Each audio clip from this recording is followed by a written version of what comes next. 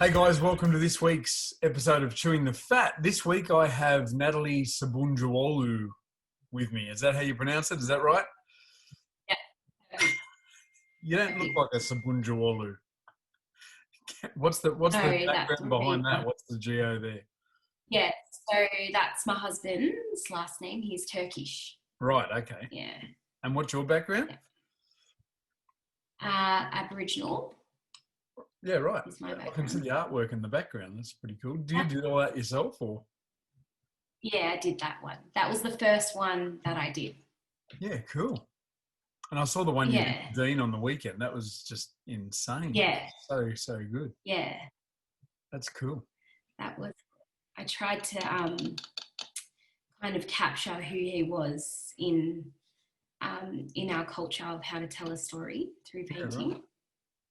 Yeah, it was awesome. I was really surprised. That's really good. Yeah. Cool. So you've been on a Simpler Health protocol for how long now? 7 weeks today now. And you've lost how much so far? 10 kilos. 10 kilos in 7 weeks. Wow. Yeah. Cool. Yeah. So what had you get started on the Simpler Health protocol? How did that come about? Yeah. So I was, to be honest, I've never really thought my weight was an issue because I've always justified it. Like I've always been like, I've always been like this. This is who I am. You know, it's a part of me. Yeah. And then it wasn't until I had a miscarriage. Right. And it went on for quite a while. And there was a moment there where we thought, oh, okay, maybe it's going to go through. And I was just thinking like, oh, how am I going to cope with putting on more weight, being pregnant? Because I got to 100 kilos with my second. Right. We lost like 4 kilos, which is like giving birth.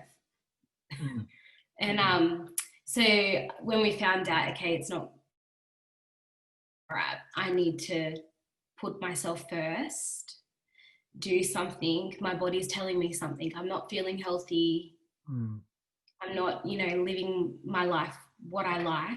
So I decided to, and it was from you sharing your videos and stuff I was watching, and then I just put off calling Dean for like a week.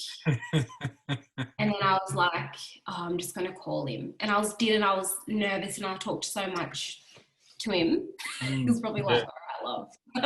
But yeah, so that's what made me realize, oh, okay, I need to do something. Yeah. I've realized it's an issue. Yeah, right. Yeah. And is it just you doing it? Denise is doing it, your husband's doing it too, yeah? Yes, so Denise and I are doing it together. Yeah. Yeah, cool. And how's he going? How much has he lost?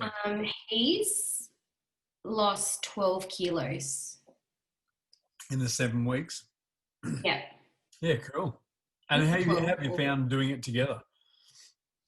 Yeah, in the beginning it was a bit more so me, because I was doing everything. Like I was preparing everything. I was thinking of what to cook, making sure he's had his lunch packed and stuff like that. And I got on it with him. Like, oh, look at you, you're losing all the weight.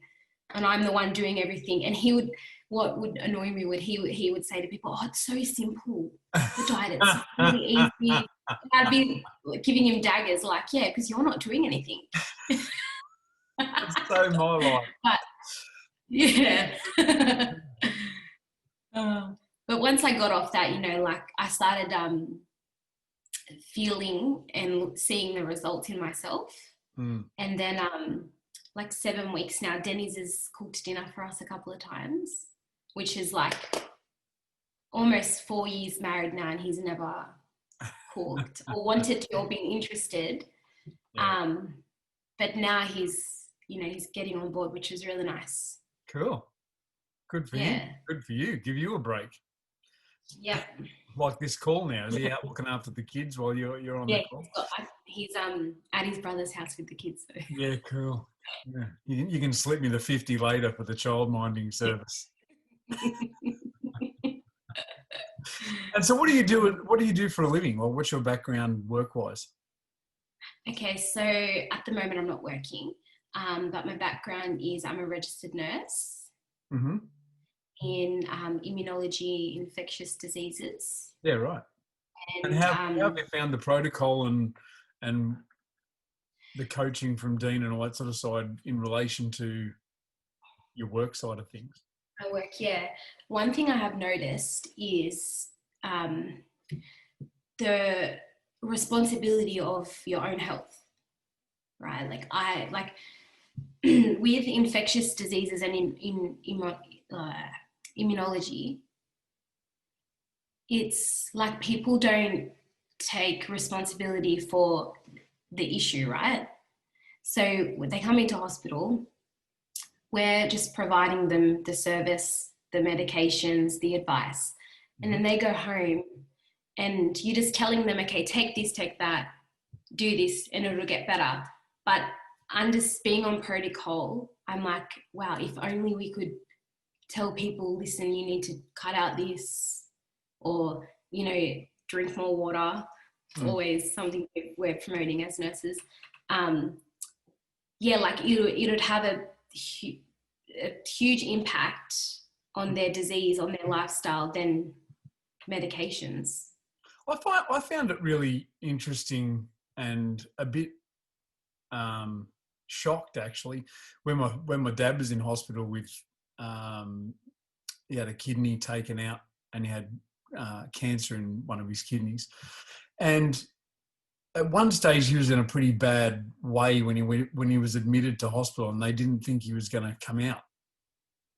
And when we went to see him, I thought it was game over. That point, I thought, this is it. This is the last I'm going to see him. I'm glad we can see him. He probably won't come out. He looked so bad. And I asked Mum what he was eating and what he was taking in the hospital and whatever. And there was a tray beside him that he didn't touch, or he ate a little bit of it, but it was all refined, processed, wrapped in plastic rubbish. Yeah. That, to me, defeated the purpose of the purpose of being in hospital to start with. If you're that bad, it shocked me, and it got to the point where I was taking down, shakes for him to drink of protein with vital greens powdered mixed in it and whatever. And within 3 days, he was, because it was easy to drink, he couldn't eat anything, so he was just wanting to drink stuff. 3 days, he was walking us to the elevator. Yeah. And they were shocked. And I thought, you're going to feed them plastic processed rubbish. What do you expect? How are they going to get better? It just reminded me when you said that about no, it's true. It's true. And some patients, they don't even eat. Like they won't even eat that food. So then they're having no nutrition at all. Yeah, exactly right. And if they are, it's pretty woeful. Just relying on the medication and stuff like that. I mean, it's not the nurses and the doctors' fault, I suppose. It's the whole system itself. But you'd think by now they'd be working out ways to integrate the medicinal side with the medication and all that sort of thing, and also the basic health side that the simple health protocol brings on some level. Yeah. So what else have you gotten from the coaching and stuff like that? What have you found along the way? One thing I found is my relationship with food. Yep. And how it links in with my emotions. We were can't remember what happened. Some family issue, and I got this whole thing like, oh, it's so unfair. It's this is unfair that I have to now cook for you. For me, I have to cook for Dennis. I have to cook for the kids, and I was like, oh, now I have to cook something because I'm on protocol. And then it made me think of how often that happens, and how often I'm like, oh, Dennis, bring something home on your way home from work. Yeah. Like I get in, it's unfair for me to have to deal with life and have to think about what to eat. Yeah. So we were just eating like rubbish, takeaway all the time. Yeah. But one thing I love about being on protocol is I don't have to think of what's for lunch or dinner, because I know, okay, 2 cups of vegetables, lettuce, meat, like it's so simple. And the food's been more exciting because I'm like, okay, what flavors can I put in? You know, how can I see it? How can I make a difference so we're not eating the same thing every night? Yeah, So, one of my mates said the same thing. He said it's surprising how creative he's getting with cooking, because he had most of the cooking at his house anyway. So he said it's been great because I've had to get creative with the food I'm cooking for myself, and then the rest of the family's loved it too, because he's just basically adding that to what they're eating as well. It's been really good. I've been trying to like make a game out of I'll research recipes and be like, okay, how can I make it fit? And it's exciting when I'm like, oh, it tastes really good, and without, you know, all the naughty stuff. And do you find with the emotional eating you were talking about, do certain emotions trigger it? Because I know with, you know, I'm a bit that way as well. And when I thought about it, I thought, yeah, if I've had a tough day, or I'm worried about something, or I'm thinking about how something's going to go the next day or whatever, I'll tend to eat then. But then I thought, yeah, but hang on a sec. If I'm just like excited and happy, I'll start hooking in. Or if I'm, you know, mad and pissed off about something, hook in. Just like, as long as if any emotion's elevated slightly, I'm in. That with you, Yeah, or certain things? I'm also would be like having my own time. So I have my time without the kid. Like if they're napping, they have the nap during the day. I'm like, what's to eat? Cheese board, coffee. You know, that was my sort of thing. Chocolate. I can't believe that I haven't even craved chocolate being on protocol. And I'd be like every day. Every time you come to my house, there's chocolate. Yeah. But I don't even know if I like it anymore. Like, I don't even think I would like it. We'll see. Yeah. We'll see. But, the thing I found was that you recalibrate your taste buds so that before you could eat the sweetest things ever, and you'd be like, oh, that's so good. Yeah. After phase 1 of the protocol, you come out now into phase 2 and 3, and you start being able to eat some more stuff. The slightest thing that's sweet, you go, my God, how sweet is that? So, you know, chocolate and things like that are just over the top sweet. Yeah. You know what else I've realized? Like the quality of food that we eat. Like because we like to go out and eat. Yep. And I said to Denny's, when we get to the point where we go out more, or when we're allowed to, I'd like to go to restaurants that are like high end, like not KFC and McDonald's. Like, it's just not worth putting in my body anymore. Like, I want to taste like real food that someone's, you know, created, not processed. And yeah, I mean, that's one of the designs of the protocol as well, is to, I know when I first started, Dean said to me, the idea of this is to have you fall in love with food again. And I thought, when he first said it, I thought, yeah, but I am in love with food. That's why I've put on the weight. But I saw afterwards that I wasn't. I was in love with just feeding my face and, you know, taking up, you know, filling time in with something to do and pacifying those emotions and whatever. But as far as loving the food, now I can sit down and just eat something and taste everything in it and savor it and enjoy the food versus just give me something to shove in my face. Yeah, it's a pretty cool. Yeah. Also, like the feelings of when you're eating afterwards. Like, I don't miss that feeling of being so full that you just have to on the lounge, kids don't touch me. Like, I don't miss that at all. I'm glad Why would you? Why would you miss that? I know. I don't think I'm going to interview anyone that's going, you know what? You know what I miss is just laying there in this food coma with the meat sweats going, oh. Oh. I don't think that's going to happen. Oh. So what about the, I know you've spoken to Dean about impacting Indigenous health. Tell us a bit about that. What's going on there? Well, I'm hoping that I can get some more artworks done, and that way I can start selling them, and we can put somehow work out so we can donate to Aboriginal communities. Yep. And, you know, maybe we might be able to impact the foods that they're eating, or the foods that, you know, they can get provided to them. Yeah, because in some parts of the country, you know, they're very limited to what they have and what they can get. So, yeah, you know, just give back a little bit, and also try and get in touch more with my culture. Yep. Yeah. So it's something I'm learning more about as an adult than I did as a child. Yeah, and through paintings, really, it's given me a different connection. Yeah, something I haven't experienced before. Yeah. Yeah. Yeah, for sure. I know Dean's really interested in that side of it as well. Yeah.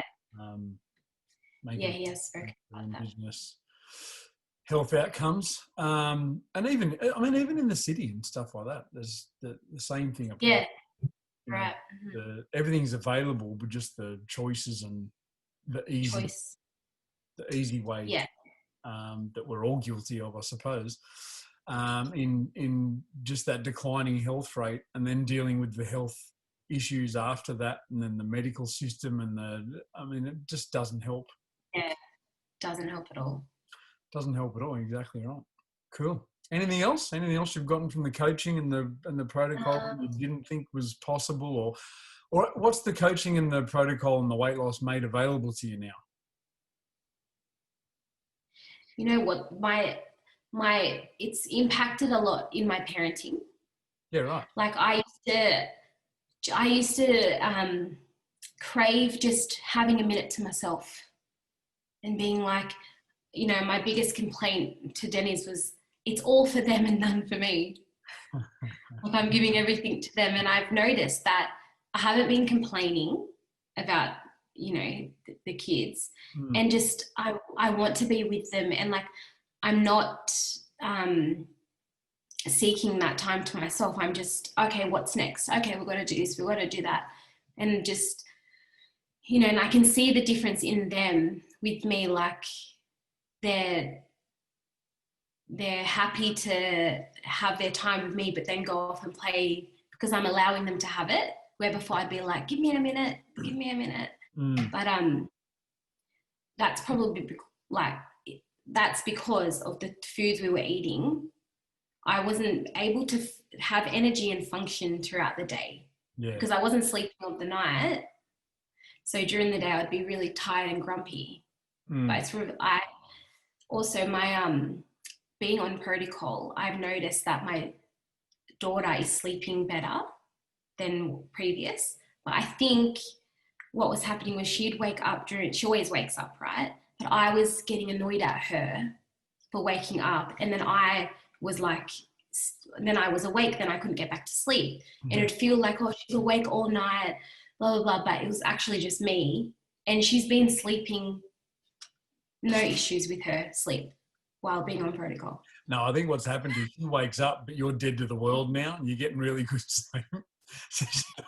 She's roughly just... She's sitting at the edge of the bed going, no, wake up. And you're just dead to the world going, I'm just getting the best sleep, don't care anymore. That's so cool. She's such a little cutie too.